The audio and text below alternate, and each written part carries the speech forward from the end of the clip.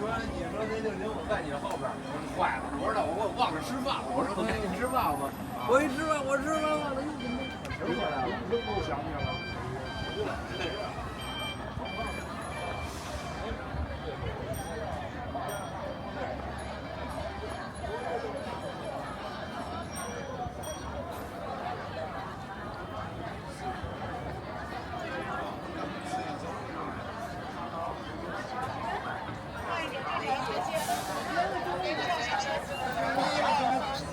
现在还有7个座啊，现在还有6个座啊，有人工车上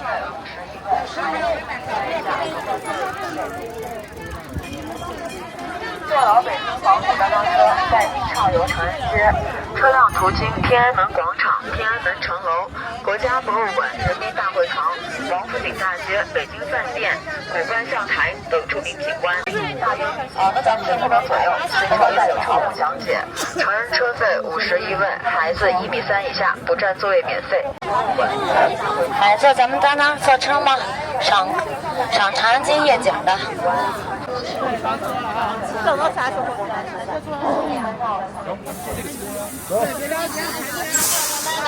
也是坐等一下看票上了。2个人呀。好，那一会儿再咱们这样。发车了啊！欢迎大家乘坐北京旅游金融中心的黄埔蓝车。咱们车呢是夜景观光游览的车辆，中途不设下车站，回程呢到前门始发站下车。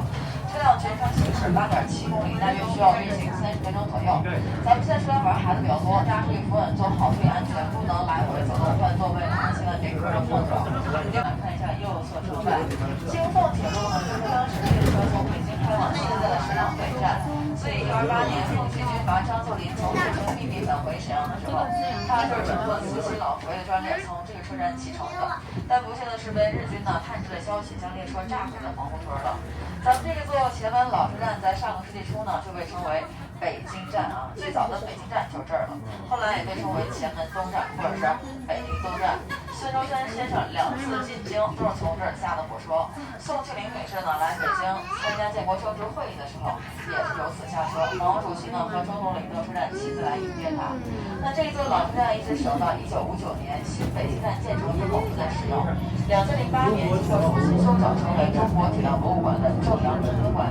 小朋友感兴趣可以来参观，免费的啊，收益闭馆。右侧呢刚才讲了这个北京站。咱们这个北京站现在是国家重点文物保护单位了啊。然后呢，很多人会说我上下火车没在这儿啊，没经过这儿，因为现在北京大大小小一共11座火车站了，你像高铁站就不能在这儿发车，所以咱北京站呢现在只发往去东北和华东的列车，还有少数的国际专列。像北京去平壤和莫斯科的列车呢，就从北京站来始发了。之后呢，咱们看右侧窗外，马上经过海关总署了啊。海关呢是我们国门啊，所以它这个大楼的形状啊，从远处看也是一个大门的形状嘛。过了海关总署呢，我们前方呢左右两侧能看到一个彩虹门，彩虹门是长安街的标志性建筑。彩虹门建于1997年的6月份，所以这个也挺有意思啊。97年迎接香港回归特许修建的。所以以前乡试、会试都在这儿考，但殿试不在这儿。殿试呢，广东北都皇帝亲自出去考试。现在这大楼两侧的街道还是被称为贡院东街和贡院西街。过了贡院旧址呢，前方右侧窗外是香港戏园，长安大戏院始建于1937年，由京剧上友杨世弥创建。最初建在西单那边啊，后来迁到长安街上。原来老的戏院的时候，那个毛主席还去听过戏。所以咱们有来听听了啊，可以感受一下。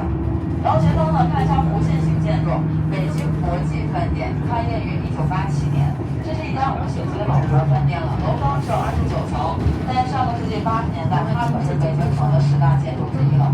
因为北京城中心里边唯一的旋转餐厅，在28层，叫星光旋转餐厅，转一周呢115分钟。然后这个车呢，大家了解一下，我们现在坐的车呀，叫单帮车夜行楼。单帮车是老北京时期对有轨电车的一种称呼，是北京最早的现代化交通工具啊，大名叫有轨电车。那为什么叫单帮车呀？因为老电车没有车喇叭，所以车前方挂一红铃铛，然后司机师傅呢一踩踏板，铃铛发出声音，提醒行人避让车辆，在那个年代就被称为当当车了。北京第一部单上车那个地方前门暂时发的，但到了1966年不再使用了，因为老电车呢上边有安天线，地上还有铺设铁轨。我们看前门大街里边那车，它出不来，那车里靠不了天门了。所以以前的车都是带轨道的，这样的话不利于城市建设，所以后来逐渐用汽车代替了这个轨电车了。到了2014年呢，咱们公司开通这个专线车，这个中国首条以当当车为形式的旅游观光线，而且我们做的这个车是仿制了1924年老北京第一部有轨电车来还原打造的。我们是按当时的外观和内饰做了1:1的还原，是一辆仿制当当车。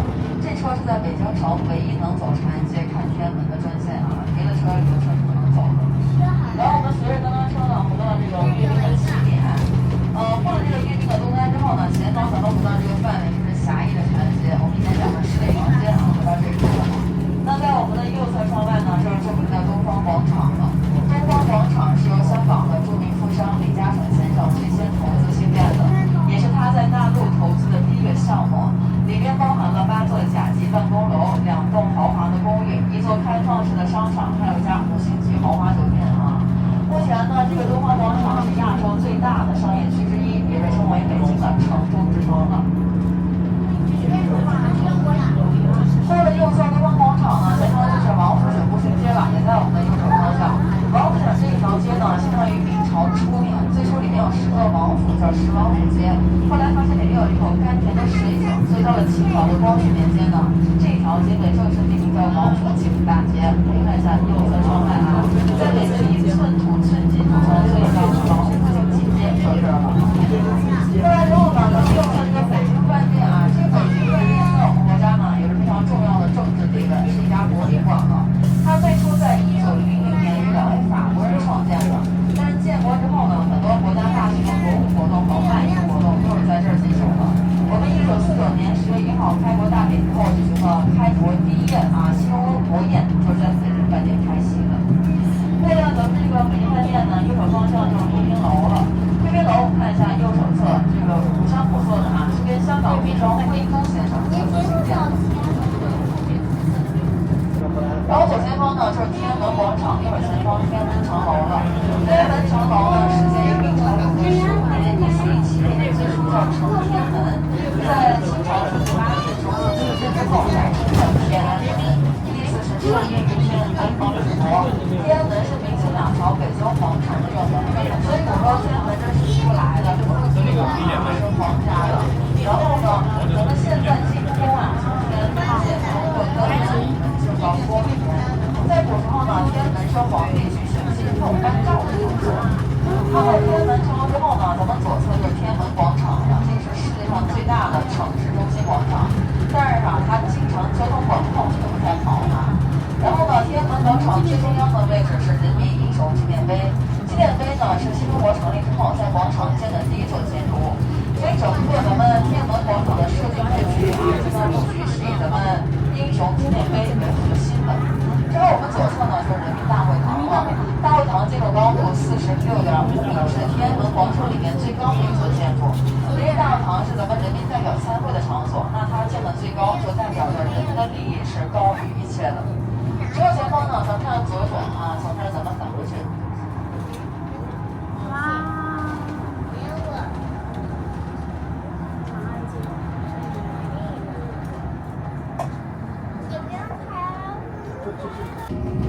转开之后呢，大家看一下右侧窗外，这边的话呢就是国家大剧院了，这是一个地标性建筑啊。国家大剧院是世界上最大的全平建筑，是半椭圆形的，另外也是北京城最深的地下建筑，建到了地下的32.5米深，等于从地面的位置呢向下挖了将近10层楼，大幅深度了。所以70%的建筑都是在地下工作的啊。另外呢，我们看这边有一片波光粼粼的这个水啊，这是一个人工湖。人工湖的话，这个区域也很大，所以呢，咱们从任何的通道进入到大剧院里面，都需要走一条水下的人工隧道，景观非常好。然后呢，这个设计师是来自法国的，叫保罗·安德隆，当时已经70岁了啊，设计了咱们这个国家大剧院。然后呢，这个项目还获得了中国的鲁班奖。然后前方呢，咱们从路口左转之后呢，返回到前门的始发站了。这前门呢，我们知道它本名叫做正阳门啊，大名叫正阳门，是正大光明的意思。古时候呢，皇帝出城入城走的就是这道门了。皇帝去天坛祭天啊，去这个西龙潭祭祀都是有事儿的。那么这个正阳门呢，它分为城楼、箭楼、瓮城3座建筑。古时候北京这9道城门都是一样的建筑规模的，但是从民国到建国之后，很遗憾就是它这个城墙、城门都被拆毁了，不然的话比西安那城墙壮观多了。然后呢，咱们这个正阳门呢可以保存，就是它瓮城被拆了，但是城楼、箭楼都还在，是北京保存最完整的一座老城门建筑了。那一会儿咱们能看到，在靠近天安门广场这一侧呢，比较高大明亮的，然后呢红色、绿色相间的，这个就是正阳门的城楼。然后咱们刚才就是发车时候啊，离我们步行街特别近的那个灰色的建筑，我们能看到那个叫正阳门箭楼啊，2座都叫正阳门，一座城楼，一座箭楼。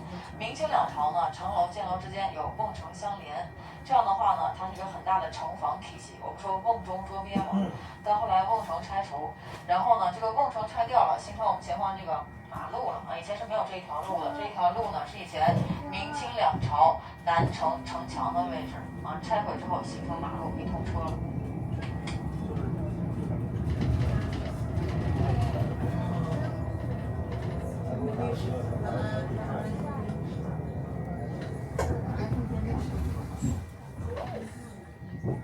转过来呢，咱们再看一下左前方这个灰色的，我们在上车的时候这一座叫正阳门箭楼。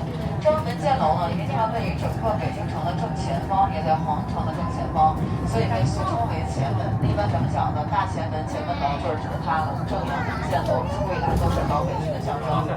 那我们又回到了始发站正阳门下，大家拿好所有的随身物品啊，前后门就近下车。